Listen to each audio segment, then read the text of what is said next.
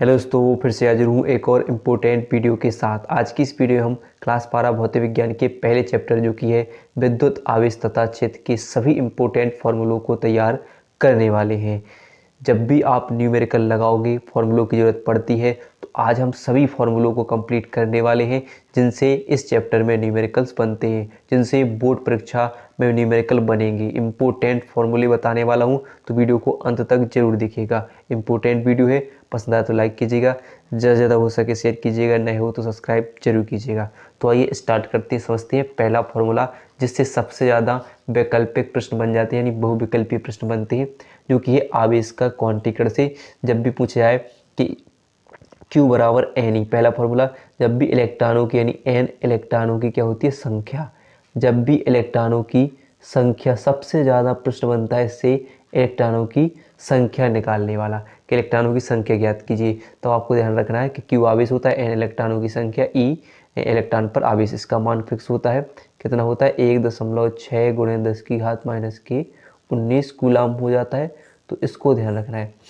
तो ठीक है, तो Q बराबर एन ही जरूर ध्यान रखना है, बहुत इंपॉर्टेंट फॉर्मूला है। साथ ही से यानी अगर जब भी आपको अगर इलेक्ट्रॉनों की संख्या निकालनी हो और E का मान आपका फिक्स होता है, अगर आवेश नहीं दे रहे हो तो वे क्या देखेंगे कि Q बराबर, आपने एक और फॉर्मूला पढ़ा हुआ IT पढ़ते हैं, तो धारा और समय देंगे। तो आपको इसको ध्यान रखना है। तो इससे सबसे इंपॉर्टेंट फॉर्मूला होता है आपके एक एक नंबर वाले जितने भी प्रश्न बनते हैं, इससे न्यूमेरिकल बनते हैं, वो इससे बन जाते हैं पहले चैप्टर में अगर बनता है तो।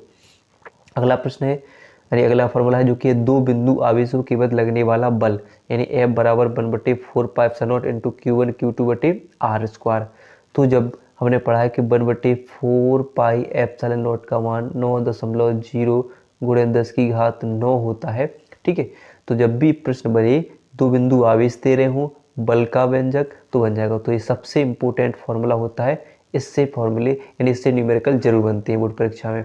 ठीक है, फिर आता है वैद्युत क्षेत्र की तीव्रता। वैद्युत क्षेत्र की तीव्रता से फॉर्मूला बनते हैं, E बराबर F/Q0। F आपको पता है बल, Q0 क्या होता है, यहाँ पर परीक्षण आवेश है। क्या है, परीक्षण आवेश है। ठीक है, परीक्षण आवेश है, तो F क्या है, बल। तो इससे भी न्यूमेरिकल बन जाते हैं। तो जब भी फॉर्मूला पढ़ो, सही से पढ़ो, तो क्या क्या दिया हुआ है, तब देखना कि बल और परीक्षण आवेश, इन दोनों का अनुपात वैद्युत क्षेत्र की तीव्रता के बराबर होता है।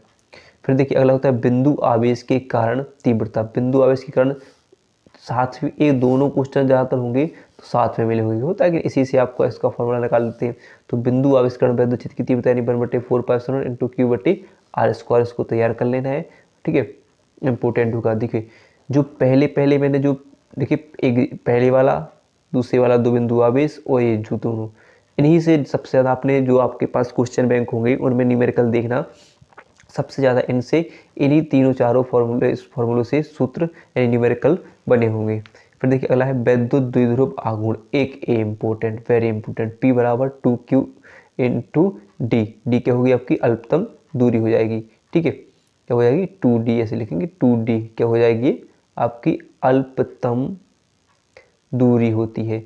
तो ये टोटल दूरी, जितनी भी दूरी होगी तो उस टोटल लेना है, दो से कोई मतलब नहीं है, दूरी होगी तो टोटल दूरी होगी, अल्पतम दूरी। Q आवेश होगा, P क्या होगा आपका, वैद्युत द्विध्रुव आघूर्ण हो जाएगा। फिर अगला है वैद्युत क्षेत्र में द्विध्रुव को घुमाने में किया गया कार्य, W बराबर P1 माइनस कॉस थीटा हो जाएगा। जब भी प्रश्न आए तो यहाँ पर क्वेश्चन ऐसे बनेगा, लास्ट में पूछेंगे कि ये ज्ञात कीजिए, ये ज्ञात कीजिए। फिर अगला बनेगा वैद्युत द्विध्रुव के कारण अक्षीय स्थिति में तीव्रता। तो P आपका द्विध्रुव है और अक्षीय स्थिति में इसको निकालना है, तो क्या होता है, E बराबर 1/4π इंटू 4πε0 इंटू 2P/r³ होता है।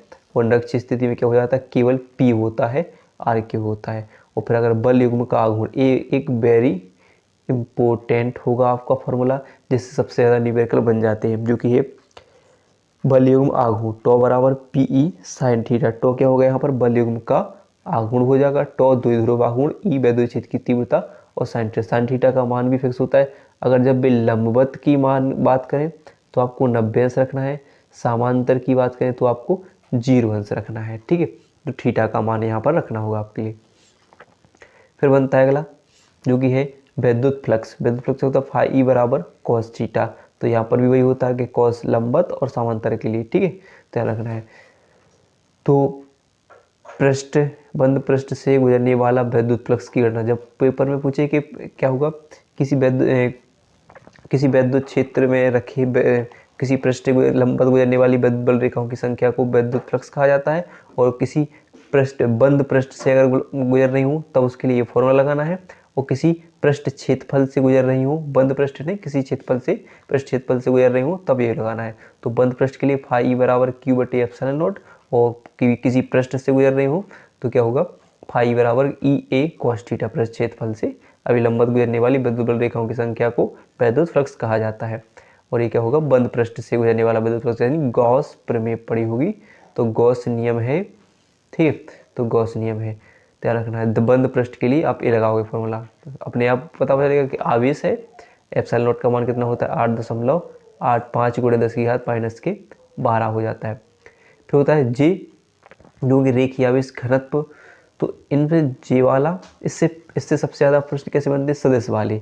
जैसे आपके पूछ लिया जाएगा कि ई वेक्टर बराबर क्या होगा कि 2i cap plus 4j cap plus 3k cap, ऐसे जो सदिश वेक्टर वाले सबसे ज़्यादा न्यूमेरिकल बनते हैं, ठीक है, बनते हैं। फिर देखिए रेखीय आवेश घनत्व, लेमडा बराबर क्या होता है क्यू बटे एल, जहाँ पर लेमडा क्या होगा आपका रेखीय आवेश घनत्व होगा, क्यू आवेश एल चार तार की लंबाई हो जाएगी। तो ये जब बनेगी, जब कहीं पर को निकालना हो, जैसे जरूरत पड़ेगी आपने कि अभी हम आगे जानेंगे कि गॉस प्रमेय के अनुप्रयोग, तो गॉस प्रमेय के अनुप्रयोग में की जरूरत पड़ती है। जैसे कभी लेमडा का मान निकालना होता है, अगर ये दोनों दिए हो तो लेमडा का मान निकाल सकते हैं। इनसे वैसे डायरेक्ट विकल्प क्वेश्चन नहीं बनते हैं। ऐसे पृष्ठ आवेश घनत्व इससे बन जाता है कभी कभी, सिग्मा बराबर क्यू बटे ए, पृष्ठ आवेश घनत्व सिग्मा होता है, क्यू बटे ए हो जाएगा। फिर आता है आयतन आवेश घनत्व, रो बराबर क्यू बटे वी, रो क्या होगा आपका आयतन आवेश घनत्व, क्यू आवेश भी आयतन हो जाएगा।